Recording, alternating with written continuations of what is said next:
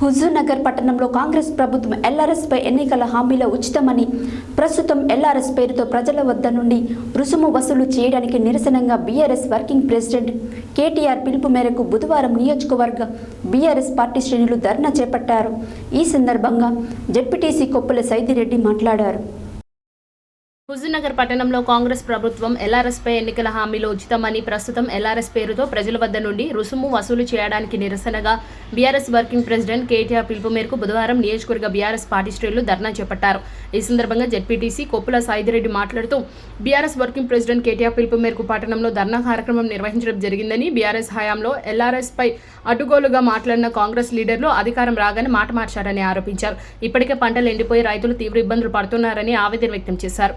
అంతేకాకుండా గత ప్రభుత్వంపై ఎగిరిన కాంగ్రెస్ పార్టీ మంత్రులు ఇప్పుడెందుకు సైలెంట్గా ఉన్నారని ప్రశ్నించారు. ఎల్ఆర్ఎస్కు 25.44 లక్షల దరఖాస్తులు వచ్చాయని, తాము ప్రభుత్వం నామినల్ ఫీజులు పెట్టినట్లు గుర్తు చేశారు. 20,000 కోట్ల భారాన్ని కాంగ్రెస్ ప్రభుత్వం ప్రజలపై మోపిందన్నారు. దీనివల్ల ఒక్కో కుటుంబంపై 1,00,000 భారం పడుతుందని తెలిపారు. ఇప్పటికైనా ప్రభుత్వం దిగివచ్చి ఎల్ఆర్ఎస్ భారాన్ని ప్రజలపై మోపవద్దని డిమాండ్ చేశారు. ఈ కార్యక్రమంలో పీఎస్సీఎస్ చైర్మన్లు, జెడ్పీటీసీలు, జిల్లా డీసీసీబీ సభ్యులు, బీఆర్ఎస్ పార్టీ మండల అధ్యక్షులు, పలువురు కార్యకర్తలు పాల్గొన్నారు.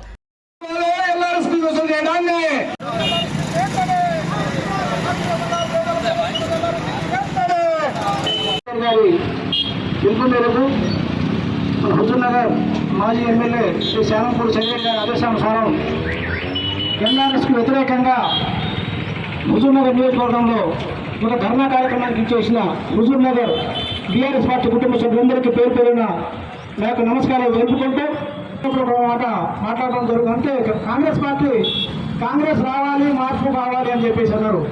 మరి మార్పులకి టీఎస్ని తీసేసి టీజీ పెట్టడం గమనించాలి. ఇప్పుడు బీఆర్ఎస్ పార్టీ ప్రభుత్వంలో ఉన్నప్పుడు వారు కంపల్సరిగా ఎల్ఆర్ఎస్ ని తీసేయాలని చెప్పేసి వారు చెప్పిన ఎల్ఆర్ఎస్ ఇబ్బంది పెట్టి మనం పేరుతోనే వారికి చేసేటువంటి కార్యక్రమం ఆనాటి ప్రభుత్వం తీసుకెళ్ళింది. ఆ రోజు ప్రభుత్వం ప్రతిపక్ష పార్టీగా ఈ హుజూర్నగర్ నియోజకవర్గం నుంచి మంత్రిగా ఉన్నటువంటి ఉత్తమ్ కుమార్ రెడ్డి గారు ఆనాడు పీసీసీ ప్రెసిడెంట్ గా ఉండి నో ఎల్ఆర్ఎస్ నో బి ఒక స్లోగన్ ఇవ్వండి. అలాగే మన కొమ్మిరెడ్డి వెంకరెడ్డి గారు అందరూ గారు ఆశ్రయించండి.